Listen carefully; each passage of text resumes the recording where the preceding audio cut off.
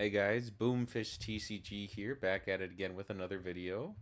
This time we're going to be taking a look at Runecraft, a little bit of a shakeup for our Runecraft class. And this time we're going to be looking at a funky list, something that I found pretty entertaining, just like a funny idea. It's called Major Bane spells, so it takes advantage of the new Majurbane, and then also the idea that you really don't care about discarding some of the spells that you have access to. Obviously, you have Trail.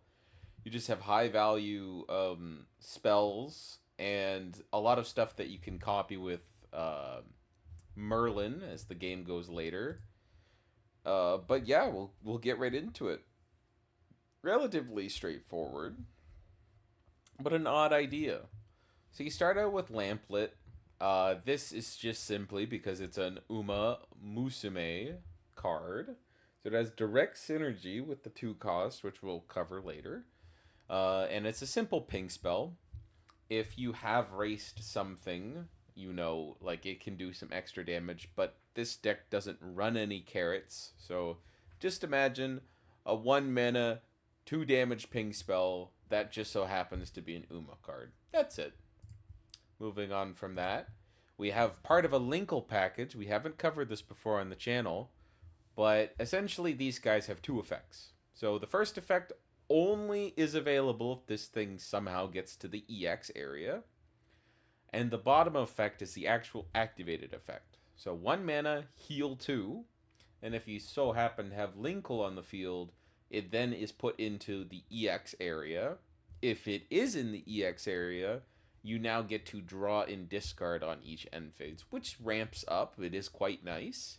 It's cheap, and once we cover what Linkle does, it'll make sense what this exactly does for the card. So that's cool. And then you have Scourge of the Omniscient. So it has the same other effect, where if you have Linkle, it's put into the EX, and it also can't be played from the EX. When you initially play this, you deal 2 damage to the enemy leader. So that's okay. Like 1 for 2, that's fine. And if somehow this ends up in the grave, this is another thing that Merlin can end up copying with its Evo. So that's cool. 4 damage isn't that small. And if this is stuck in your EX area, the really good effect, you then get to ping them in the face each end phase, which really ramps up. Not usually if it's only 1, but if you end up getting 2 of these, like, we're playing Natura Dragon Light, and in a Rune deck, we'll take that. Ramping damage really matters for us. So that's good. It's very clear why these are all at 3, because they play a very important purpose for having synergy with 2 of the most important 2 costs in our entire deck. You have Linkle. So you take a look at the top 5 and grab up to 2 Arcana spells and add them to your hand. Naturally, I do not think we play any other Arcana spells outside of this one and this one, but having the potential to grab 2 of them is really strong and shouldn't be underestimated. There was a whole deck based around Linkle beforehand, and now it's back. So that's on entry, right? 2 mana, grab 2 cards off the top is really strong. Don't want to underestimate how good that is for you. But on top of that, when you Evo, you end up, whenever you play an Arcana spell, you can ping something for 3. So that's not once per turn. And if you end up being able to combo the initial playing of Linkle and Evoing it, that really ends up being pretty high value. Sometimes you can't do that. So like Linkle can end up being in some awkward spots. You might end up having too many of these in your hand. Because like they don't necessarily do anything by themselves outside of specifically either healing you or damaging your opponent. But having the ability to not once per turn ping for 3 is a nice little board clear engine, and it's almost self-sufficient. So you can't really complain about that. And they have permanent effects that help you into the late game, so also quite good. Moving on, we have Cheval Grand, a very high quality rune card that not only is good in Uma, but has been seen play in Kuon, and then also just so happens to be very good for this deck. So you can essentially ignore its first effect. We do not have any carrots. We do not have that many Uma Musume cards, so this is not going to happen. You can race it for one, also not going to happen, but the important part is evoing it. And then we get to a literal block of text you beat into your opponent. So on Evo, you ping something for 2, and then it has a condition with Uma Musume cards in the grave. That's not going to happen, so we can ignore that. And then twice per turn, when an enemy follower that took damage this turn from an Uma Musume card, so that can be from battle or from a card effect, you then draw and discard. The card does have to go from field into the cemetery if that matters for you. But not once per turn, right? Twice per turn. Cycling is very, very strong. Now, funnily enough, it is quite hard to actually figure out what's going on here with the deck, but I think we might be able to figure that out. So yet again, another aspect of cycling, just a really solid card, nothing really bad about it. We then have Maisha, an old card, coming from set 9, but it's an endgame piece and not a small one at that. So for 2 mana, you select, like when it swings, you select a spell, a neutral spell that costs 3 or less in your cemetery, and then you play it for 0. Pretty good. And for 2, it evos. We ended up playing 2 evos for this because I guess we had the space. You can optionally bury the top 5, giving it Storm, and then you can, on swing, copy a neutral spell that costs 3 or less. The old combo that you would do is by swinging and then having something on the field that you can destroy with Purgation's Blade or Purgations. You select an enemy follower, destroy it, and then giving each, this says each, but realistically just 1 Maisha on your field, +1 for every follower in your cemetery. Some decks really get to pump that number up. In this case, the deck is simply going to be using this as a closer, but still not bad in the slightest. Very, very strong. And notably, in order to do both the Evo for this and the effect for this, that does in total cost 8 mana, or 9 mana, and 8 if you're going second. So very expensive to do this, but I mean, certainly not bad, and you can definitely do that if this lady just sticks around. You can play this out on 2 mana and still get an insane amount of value out of it. So, yeah, it really ends up being quite strong. We're just gonna glance over this fella. Surefire Bullet, just a strong card. Always been good ever since the day it came out. It fell out of popularity with a lot of different decks, but if you have a purpose, which this deck does, it's a neutral spell. 2 for 3 is nice. 2 for 4 as a quick is also very nice. So, pretty simple. Surefire is just a solid card. You then have Trail. Trail is discard synergy through and through. When this is discarded, you draw a card. And if you really need to play it in a pinch, you just draw a card. So this deck, as we already covered, is discarding quite a lot. So it's just hard synergy. Nothing to complain about here. Very clear 3 of, very clear 3 of, very clear 3 of, very clear 3 of. So has a very strong purpose with not only these 3 cards, but these. So this is already the basis of something. And then Trail's just hard synergy with all of the discard triggers that we have. And this has hard synergy with Maisha. So, yeah, pretty good. Merlin's pretty straightforward. Merlin back in the day. One of the best rune cards you could have access to, searching your deck for any spell. At set 1 was ridiculous. It's still really good, but it's not the end of the world.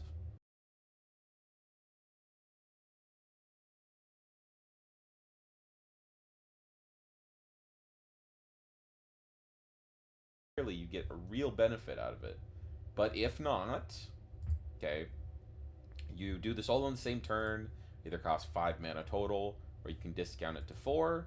You then get access to a very, very strong effect. You select a spell that costs 3 play points or less in your cemetery, and you play it for 0. No condition on when that happens, simply on Evo. Uh, yeah, that's pretty good. Usually in a lot of other decks, you get much better effects. I'm thinking about Machina Rune, perhaps, and quite a few other opportunities. But in this one, you're getting access to really solid 3 cost spells that the deck runs. Sometimes it's simple removal, and sometimes it's simple card advantage that you get to do. And in some instances, it's burn. I did this play quite a lot in the past with Machina Rune, but on turn 8, let's say, you can play Merlin, you can search this card out, initially burn them for 4, and then copy its effect using the Evo. In total, you are then able to deal 8 damage to their face. And as a burst option, and as you can see, we have plenty of burst options, certainly nothing to complain about here. So, yet again, another piece of hard synergy. You're just running solid spells and a lot of ways to abuse them. Then we move on to the namesake of the deck. We got Majurbane, great one. All right, this fella is pretty strong. He falls out a little bit after this meta, but at least for right now, he's a flashy card that people try to base their decks around, or at least take advantage of. And in this one, it's the entire backbone of the deck. So you discard 3 cards, which isn't really the worst thing, but 3 is still a pretty big number. You put a Great Testimony token into your EX area, and then it has a separate effect to banish the original one, which is the 5 mana 5/5. So it has the optional effect to activate and banish that one from your cemetery, and you can deal 2 damage to your enemy leader, to the opponent, of course, and then you draw 2 cards. You can't just spam the effect, not once per turn, but I mean, if we are discarding and we're cycling through most of our deck, there's a decent chance we will not have to discard anything from our hand in order to get Majurbane into the grave. So this card would literally just read 3 mana 4/4, banish a Majurbane from the grave, and then ping them for 2 and draw a card, which is just really good. In a pinch, though, if you really need it, the Great Testimony token is very strong. You select an enemy follower, pop it, and then if this card is on the field, you then ping them for 2.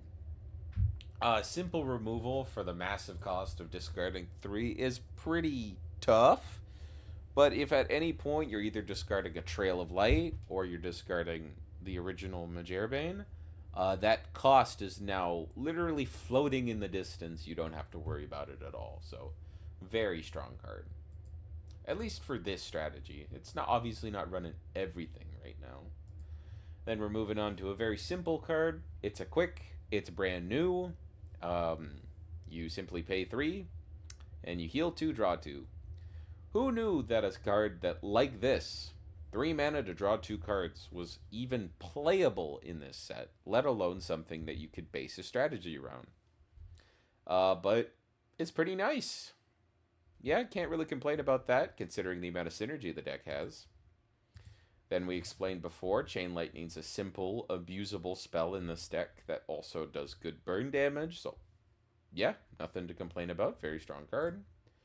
We then move on to Merciless Voiding, which I'm going to be honest, I'm a fan of.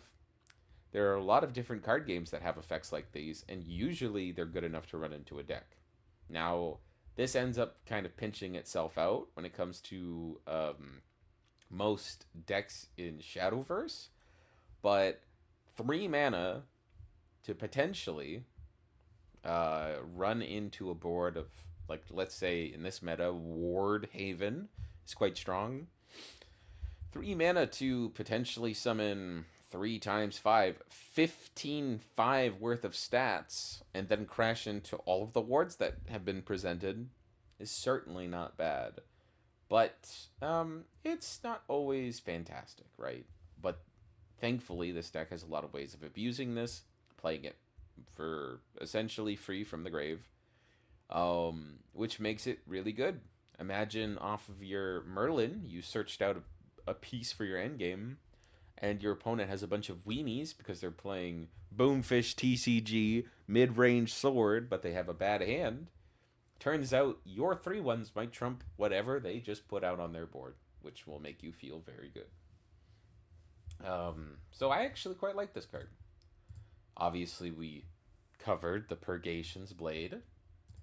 And then something that I've been a fan of for quite a while, Slash of the One allows you to destroy a card on the field. So, folks, do you have a pesky Draconic Duelist stomping around your locals that you just really don't want to deal with anymore? You want them to potentially stop showing up to locals and be sad. Well, this card is just the one that you need.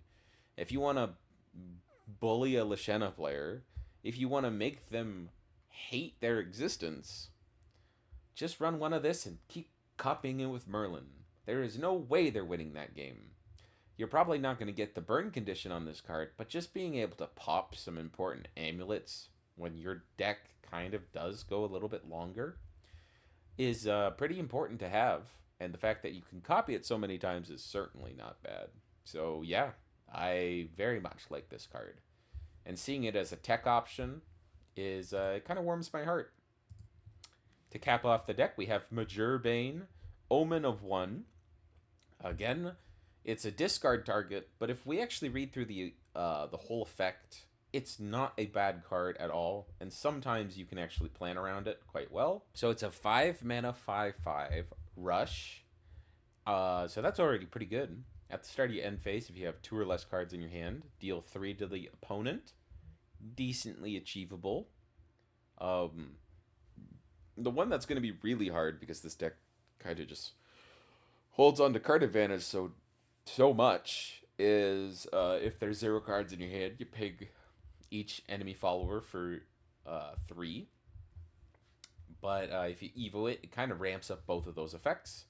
If you had swung with this card originally, you then get to refresh it on evo, which I find really cool. And if there are 2 or less cards in your hand, you then ping 5. If there's 0, you ping 5 as well. So in a very aggressive deck, this card actually was very useful, and getting that endgame burn condition happened a lot. I do not know if you will ever enjoy actually playing this card in this deck, but you have so many ways of discarding it, I don't think you'll ever have to worry about that. But it is something to keep in mind. If you're ever able, like if you're in a sticky situation and you really have to, Major Bane can actually do pretty much anything that you need it to. You just have to plan for it well ahead of time. This isn't something you can kind of cobble towards. You have to plan for it before your turn even starts, really. Like, you have to commit to getting rid of everything in your hand and then playing him. Yeah, probably not that achievable, at least in this deck. If you're playing like Onions, let's say, I know this card is actually quite useful in that deck. So yeah, keep that in mind. But that's the whole business. I find Major Bane spells to be a cute little deck. I find it absolutely adorable and actually quite fun. I'm going to rate it 3 out of 5, so that's 3 Boomfish out of 5. I can't really rate it higher, even though that I love it to death, because I think this is so funny. But I encourage someone, please play this at locals. I think this would be so funny. You've spent, I don't know, probably like $100 or $120 just picking up your Major Banes, or maybe even more. Only to not play it in any of the decks people would be expecting it, but you show up with this silly little Rune deck, and then you just blow them up at some point in the game. That is delightful. So yeah, that's 3 Boomfish out of 5. I'll catch you guys next time, and yeah, see you around. Thank you. Hooray! for you!